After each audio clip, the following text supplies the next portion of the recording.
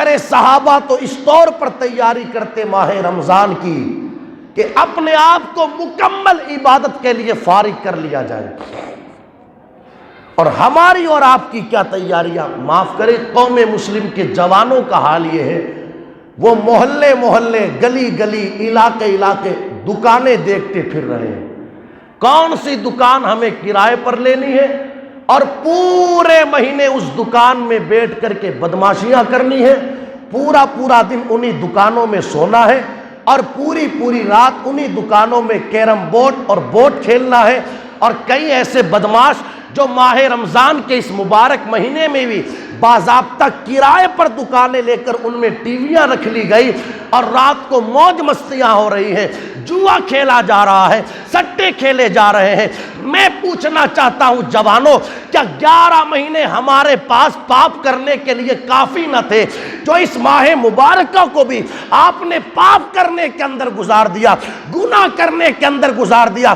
یاد رکھے، جہاں اس ماہ مبارکہ میں ایک نیکی کا ثواب 70 گنا ملتا ہے، وہیں اگر کوئی ایک گناہ کرتا ہے تو اس گناہ کے بدلے میں اس کے نامہ اعمال میں 70 گنا لکھے جاتے ہیں. جس طرح نیکی 70 گنا ملتی ہے، اس طرح گناہ کا جرم بھی 70 گنا لکھا جاتا ہے. خدا را اس ماہ مبارکہ کی عظمتوں کو سمجھے، اس ماہ مبارکہ کی قدر کو جانے. مصطفیٰ جان رحمت صلی اللہ تعالی علیہ وسلم کا وہ فرمان عالی شان دلوں کو جھنجھوڑنے کے لیے کافی ہے. میرے آقا علیہ الصلوۃ والسلام نے ارشاد فرمایا، جب تک میری امت ماہ رمضان کا حق ادا کرتی رہے گی اس وقت تک میری امت ذلیل نہیں ہو سکتی، اس وقت تک میری امت رسوا نہیں ہو سکتی. اور جب امت نے ماہ رمضان کا حق ادا کرنا چھوڑ دیا، امت کو ذلیل اور رسوا ہونے سے کوئی نہیں بچا سکتا. صحابہ نے پوچھا، یا رسول اللہ علیہ الصلوۃ والسلام، کیا مطلب ماہ رمضان کا حق ادا نہ کرنا؟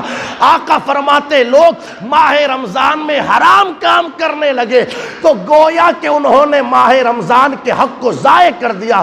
میں پوچھنا چاہتا ہوں، کتنی کثرت کے ساتھ لوگ اس ماہ رمضان میں حرام کام کر رہے ہیں؟ یہ ماہ رمضان کے حق کو ضائع نہیں کرنا تو پھر اور کیا ہے؟ اور پھر ان ساری چیزوں کی بنیاد پر قوم تباہ نہیں ہوگی تو کیا ہوگی؟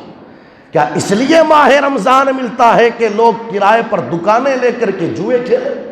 یاد رکھے، جوا کھلوانے والا بھی مجرم، جوا کھیلنے والا بھی مجرم، اور کرائے پر دکان دینے والا بھی مجرم. تجھے گناہ روکنے کا کام کرنا چاہیے، تو 1500 2000 روپے کے چکر میں کرائے پر دکانیں دے کر کے جوئے کھلوا رہا لوگوں سے. کیا ہو جائے گا تیرا ان 1500 2000 سے؟ جہاں لوگوں کی اصلاح کرنی چاہیے ہم لوگوں کو گناہ کرنے کے لیے اڈے دے رہے ہیں.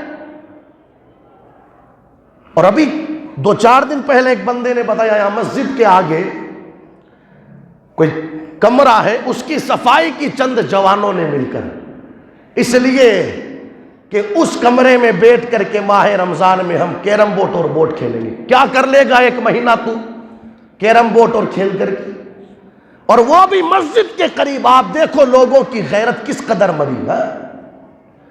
اتنا بھی خیال نہیں لوگوں کا کہ قریب میں اللہ کا پاکیزہ گھر مسجد ہے، اتنا بھی خیال نہیں لوگوں کو.